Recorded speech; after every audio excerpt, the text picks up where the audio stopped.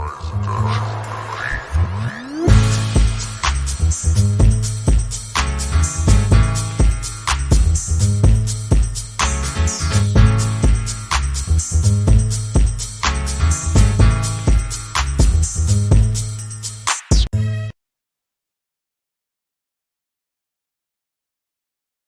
morning, everybody, and thank you guys for tuning in to the Breakfast Show with Marisha LaShay. I'm so ecstatic to be here with you guys this morning because it has been a minute. I haven't seen you guys, I want to say maybe since April, maybe a little bit before that, but thank you guys for tuning in.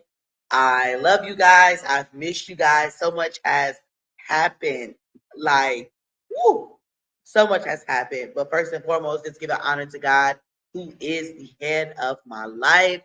Welcome, newcomers, returners. Thank you guys for tuning in to the Breakfast Show with Marisha LaShay. Meanwhile, y'all, we're going to do things a little bit different. I have some surprises for you guys, and let's go ahead and get to it. So, you guys, in the midst of my first surprise being, I have a guest host, and let me tell you how true and a dear friend and a legend in the financial world she is. Her name is Tia. Give me 1 second. I gotta go ahead and get the clap for my girl. And that's it. And that's it. Tia, morning. How are you? Good morning, good morning, good morning. Good morning, Breakfast Show. How are you all doing out there today? Happy Sunday. Happy September. Can you believe it? It's September. What? Crazy. We are almost closer to the end of the year. It is, it's crazy. Yes, it definitely is. But here we are.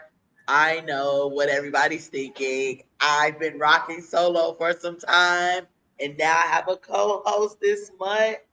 We are the Financial Fanatics. So, y'all, let's go ahead and do this mental check-in. You know, when we check in with ourselves from a scale from 1 to 10, 1 being the worst day of our life and 10 being the best day of our life, how are we feeling? I'll go ahead and take about 10 seconds just to check in with yourself. How am I feeling? Tia, how are you feeling? Well, I'm feeling good. On a 9 because I just got up. So, the day is only going to get better. Watching the sunrise. I mean, I'm feeling good. I'm feeling good. On a scale 1 to 10 for me, I'm a reserve 8. Okay. Like, I'm excited, but I'm very reserved. Like, okay, it's coming back. Like I said, it's been a minute since I've been in front of everybody, since the breakfast show, has this is a comeback. This is a welcome back. She's back, so it's definitely amazing. You guys know today is day 1 of the breakfast show. Definitely feel free to drop those numbers after you figure out, where you're standing today and what it is. But this kind of ties into my second surprise. I don't know if y'all heard me say earlier, Financial Fanatics, but this is the second surprise. We are dedicating an entire month to different financial tactics. We have good information in store for you guys. Let's go. So the question today that we are rolling with and kicking off this Financial Fanatics series is going to be, what is life insurance? You know what I'm saying? What is life insurance? And I'm not going to tell you what life insurance is because I'm going to let Tia do that. But I have a story with life insurance, and it's protection. You know what I'm saying? We all have to leave. But for me, life insurance is protection for my family, for my significant other, and being able to still carry on living their day-to-day life, knowing that they have some type of financial protection. They can bury me and not have to worry about how they're going to pay for my funeral and doing GoFundMe. But I'm going to go ahead and turn it over to Tia. That's our girl. Okay. That's our girl. Well, thank you so much for having me on and trusting me to talk with your audience today about life insurance. And guys, I want to let you know that September is Life Insurance Awareness Month. So this topic on today is just very perfect to start the podcast with, to just give you some overall understanding of what this thing is, right? Because a lot of times we hear people talk about life insurance, but they only want to be the beneficiary, right? They're not truly trying to be the insured, the person who's responsible, the person who's leaving something behind for their legacy. So to your question, what is life insurance? I mean, it is simply a contract between the insurer, which is the life insurance company, and the policyholder that states the insurer would pay the beneficiary upon the policyholder's death. Now, that was very textbook, right? Life insurance in its simplest form is income protection. And the reason why I say that is because when you get a life insurance policy, you're not thinking about yourself, right? In order for this money to be paid out, you have to be dead and gone. So you're thinking about the people who utilize and depend on your income every single day. Now, a lot of us have children, spouses, family members that we love and would want to see their lives, continue to go the way that we have set them up should we leave too soon. So we get life insurance in order to propel them towards the goal that we have set for them financially. Yep. Mm-hmm. Yep. Definitely so. I love how you make it so simple when we speak about this, replacement of income and, thinking about the married couples. You know what I'm saying? Correct. About, okay, my husband died, then what am I supposed to do? How am I supposed to bury him? Correct. Because let's think about it. First and foremost, we have to think about, there was 2 incomes coming in at first. Correct. You know what I'm saying? And now my husband or my wife have died. What am I supposed to do? Listen, that's a really tough conversation to have with yourself after the fact when there's no money coming in, right? It puts you in a very tough space to grieve, and it doesn't allow you to think clearly for what it is that you have to do next, right? Your back is put up against a wall in survival mode, right? And a lot of people can survive in survivor mode, right?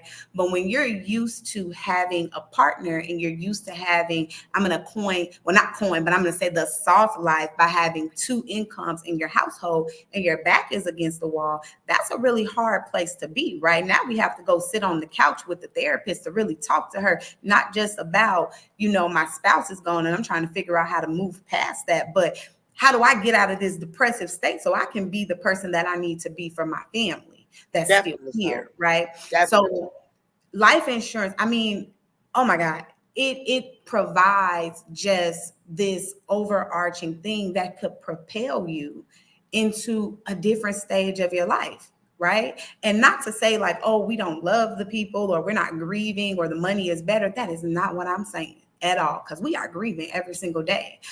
But our family members have taken the time. They've taken the time to set up my spouse to make sure that she would be okay. Now I want to put this in perspective for your members, right? Before we delve deep into this, let's just say we have a couple. The husband, he's 40 and the wife, she's 35, right? His whole entire life, he said, I want my woman to be a stay-at-home wife. I want us to have 4 kids. And they do that. He makes good money.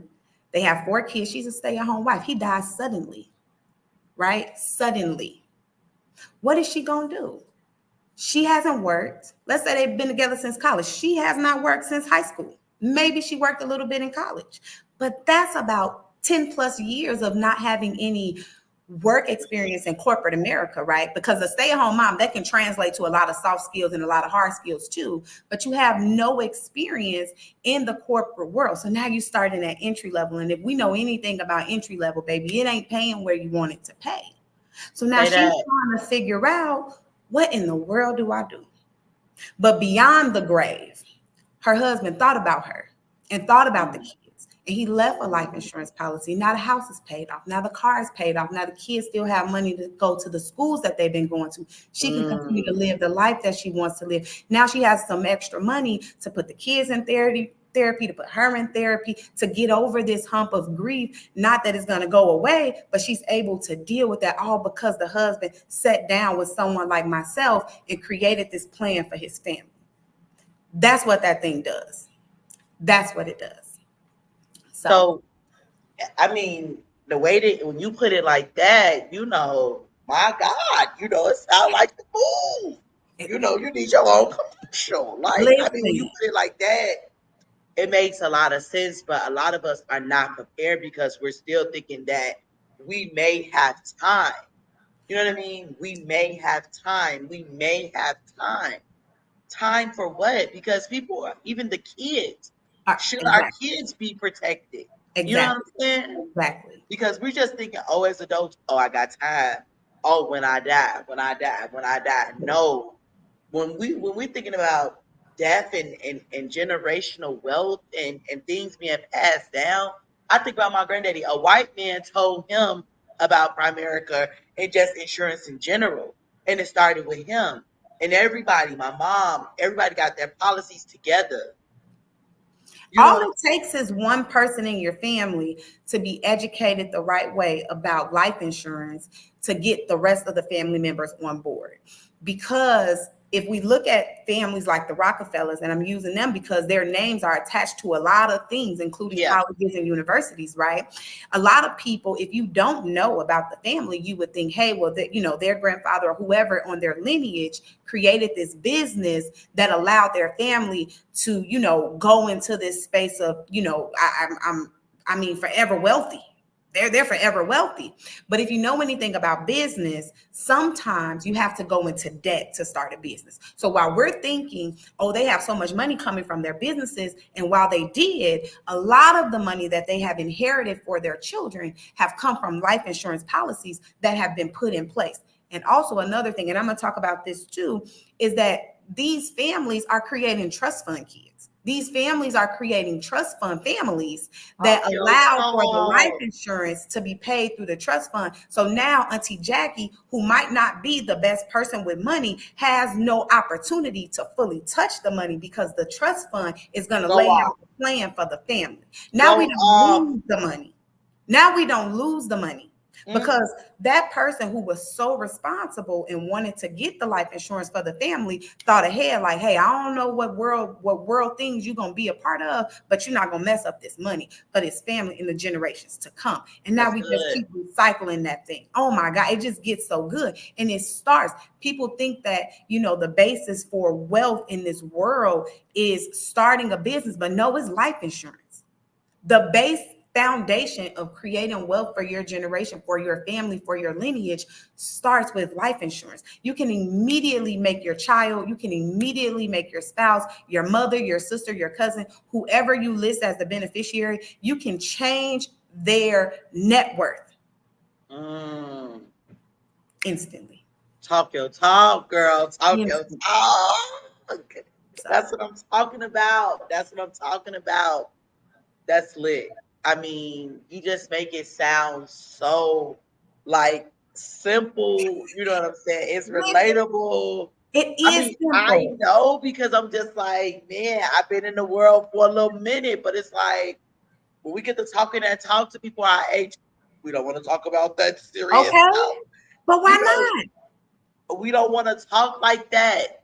But why not? Talk like that. We don't want to talk here's like the thing. That. Everybody's gonna die. Yeah. All of us are going to, nobody is going to live forever. Okay. I mean, it just is what it is. Nobody's going to live on this earth forever. So why are we not having that conversation? Here's another conversation that should be being had, right? Young men, y'all love y'all women, right? You want them to have your babies. You want them to raise your kids. You want them to do all that stuff. But do you know that childbirth is the closest thing to death?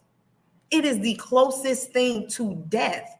So if you're not having the conversation about just having life insurance in general set up for y'all, there are other conversations that you have.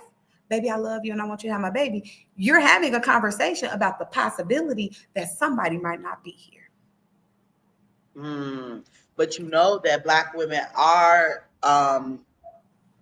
We have high the highest high mortality risk. rate. Yeah, In with this childbirth. mortality rate of giving Yes. birth. Yes. So why not have that plan? And then taking it a little step further, if we do end up in this situation, who do I choose to live? Because don't nobody want to even talk about that when it does come up. So you see what I'm saying? We're talking about life insurance is a hard conversation to have, but there are so many conversations that are so hard for people to have. And what we need to do as families, is we need to stop shying away from having the hard conversations and talk about that thing. That's good. Now, That's we good. need to do that.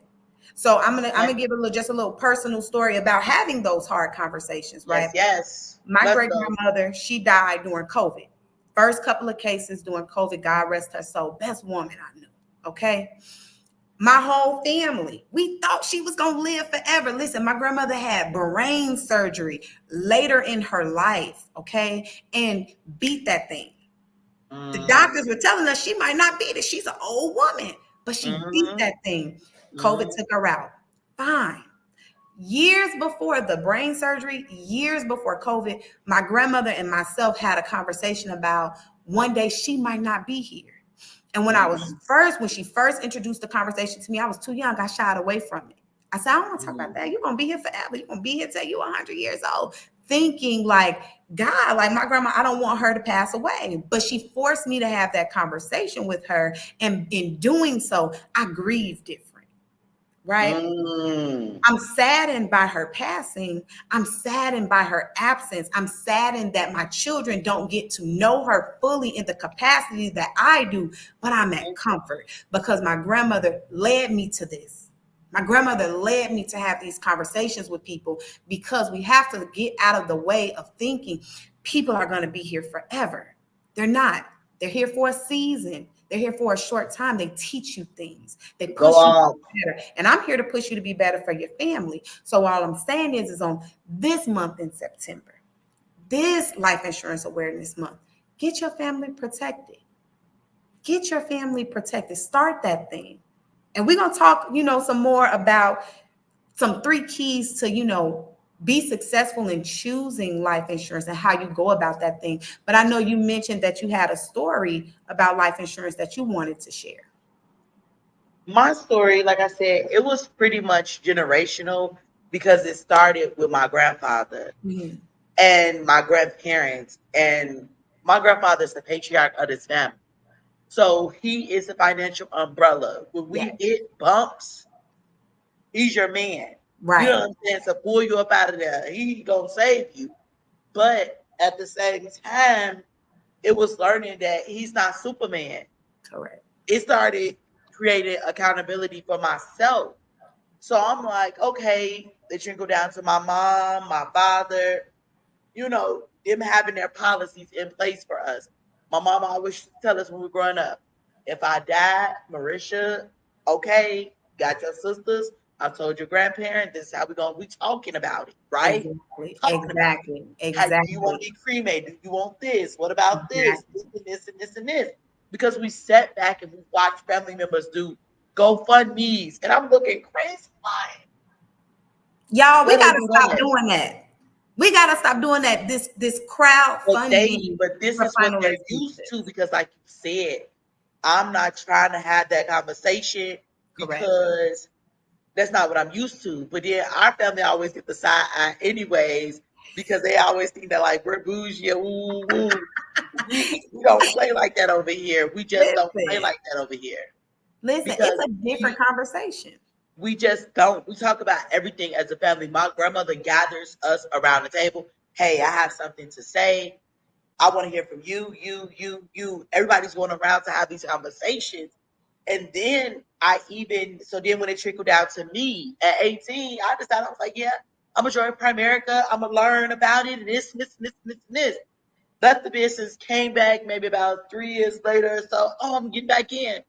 But in the midst of me saving people's lives and getting them insured, that was ideal because I didn't want to leave my people. Right. And everybody ain't walking around with a life insurance license either. Can we say that? Yeah. Yeah. It's no cap on how much money you can make in an insurance business. But I'm not here to do my commercial. I'm here to tell my story.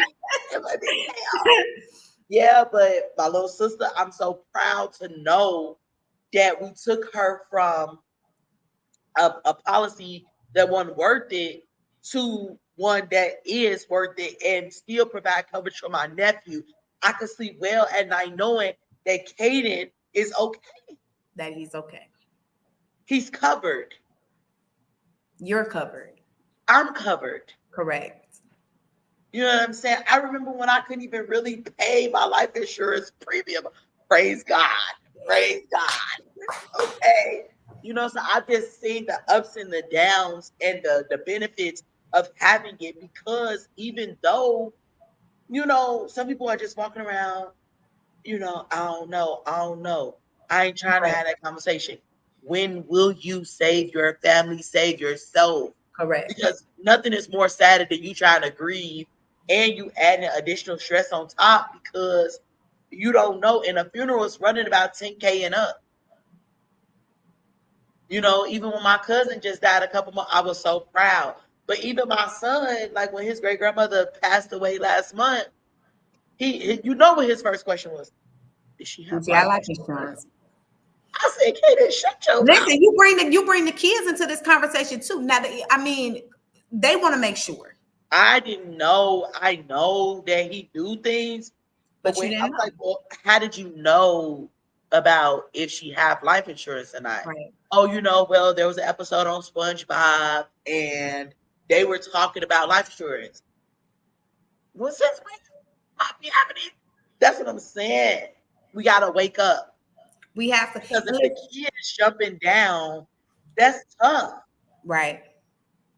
That's tough. So if they jumping down and to get that information, they younger than us getting information like that and asking the questions. But then what are we exposing our children to? That could be a whole nother conversation. But just to tie it back, get your life insurance, y'all. Have these conversations, ask these difficult questions, and sit the family down at Sunday dinner to get that info. Tia, do you have any takeaways that we need for the people to, how do they get it? How do they move in this direction of getting insured, or what do they need to do? Next step. Listen, so I just want to give you guys 3 successful tips to help you when choosing and understanding life insurance. I know we, kind of had a conversation. So these will just be, like the basic things that you need to know. Now, the very first thing that I want you to know is know the different types of life insurance, right? Now, I'm not going to say that this is a general conversation that's always had, but one form of life insurance is always pushed in the Black community over the other. So I just want you all to know the key, some key characteristics to both. So the first one would be whole life insurance, right? And I know a lot of us know about whole life insurance. Our grandmas had whole life insurance. It's the thing that, has been pushed in our community. Now, with whole life insurance, it is exactly what it sounds like. It is your whole life, right? You can have it up to 100 years old. Now, with the life and with the whole life policies, there's a little thing that's attached to it, and it is coined as a big thing, but a little thing that's attached to it called a cash value account, right? So this is your policy that you can borrow against, right? You can use this thing. Now, I want to tell you this just really quickly, that cash value account is a living benefit. And while that is not always advertised correctly, what this means is that you have to be alive in order to use the money that you've worked your entire life to put into this cash value account, meaning that your beneficiary would not receive that, okay? So that's just underlying base of what it is. Now, the other one is term life insurance, and it sounds exactly, what it means. A term is for a specific period of time, which means it has an expiration date. Now, it does not go all the way to you are 100 years old. It goes up to whatever age it is once the term insurance does expire. Now, there are a couple of key things that you should know about term, and this is just that it is simply pure insurance. There is no cash value attached to it. There is no savings account attached to it. You would be able to save separately, right? And you would have a conversation about that with someone like myself or, anybody else that's in the life insurance industry. Now, that's the very first thing that I want you to know. Okay. Now there are a lot of subsets when it comes to the two different type of policies, but we don't got all day for that. Okay. Call me and we'll have that conversation. Now, the second thing that I want you to know is who can be a beneficiary, right? Because a lot of us parents like to put our children as the beneficiary on our policies. But here's what I want to tell you. You should consider putting someone that is 18 years or older as your beneficiary on your policy. And here's why. If you put your 6-year-old son on there, and should you pass away when he turns 13, all of that money is going to go into a probate court. And your son, who's 13, who knows nothing about probate court, who probably knows nothing about a lawyer, has no money for lawyer fees, is going to have to try to find some way to get that money out of the court. And by the time he's done or she's done fighting this case, the money's probably going to be gone, right? So you want to consider having a person who is 18 years or older or some type of entity, right? So that could be a business or that could be your trust. Now, I know a lot of people are probably like, oh my God, I don't get down with my family like that. Listen, start a trust. Make your baby a trust fund, baby, and let the trust spell it out. Let the trust say what's going to happen with the money, right? And then that way, like I said earlier, you don't have to wait for Auntie Jackie to blow all the money because she can't. The trust is going to hold it. Now, here's something else I want you guys to know, is that anybody can get life insurance on a person, right? At the time of the application, that person has to have insurable interest. So this is why your job has life insurance on you, right? And you think that it's great life insurance because you get to list your own beneficiary here and there. But what that means is, should you pass away as a current employee of their company, they're going to need money to cover your seat. They're going to need money to cover the expenses that they would not be able to account for should you not be in that seat doing that job every single day. Now, this goes on the lines like for your family. If you're a married couple, the wife or the husband, they have insurable interest. A mother has insurable interest on her kids, and then for those situations that ain't so best, you got insurable interest on your baby mama, baby daddy, in the event that one of them pass away and you have to assume the full custodial responsibility of the child. Now, the very last thing that I want to tell you all is start early. Start early. The earlier you start, the cheaper your monthly premium would be. Right? Because what I want all of us to know is that we are literally one doctor's appointment away from being denied life insurance. So if someone is coming to you, having this conversation with you or asking you about this conversation, start early. And that's all I got. I mean, that was good information because, like I said, these are the conversations that we don't want to have. These are the things that we thought that we knew, and some things always change and alter. But the fact that you are here giving us the real, that's what we about, and that's what it's about. I definitely enjoyed this conversation because, man, it needed to be had, despite what I already know, despite, you know what I'm saying? Yeah. Just the experience with it alone. So, like, I definitely appreciate you, for us educating myself and the audience and those people that are actually listening, because this is real. This is real. So if you guys definitely need any financial services or anything like that, please holler at Tia. Okay, because she's your girl. Tia, do you have any parting words for the people? Yes, I do. So the first thing is you can find me on Facebook at Tia Newell, right? DM me. Okay, I'm going to leave you with my calendar link as well, so people can book me directly if they want to talk. But listen, let's just have this conversation, okay? Let's have this conversation. 10, 20 years from now, when it's our time to go, our children and children that we know, our families, we should be having this conversation about how to change our financial trajectory. And we're going to do that all September. We're going to talk about all things this month of September that help us change that financial space, that financial wheelhouse, because baby, we're the new generation. We're the new aunties. We're the new grandmas coming up. We're the new just everybody. And I need for all of us to be having this conversation, but do it with somebody that you trust. Listen, I'm not trying to sell nothing to you. I just want you to be better. And that's it, you guys. Well, we've come to a close. We've had a great show. We've heard great information. And y'all, we are out of here. We'll talk to y'all tomorrow, same time, same place. We'll be coming with some more topics. So make sure that y'all tune in to more of our episodes. We have 29 more days. We'll be coming to hit y'all with some fire topics and insight. All right, y'all. We out of here. Bye, everybody. Peace. Because we gone. Because honey, this is real life.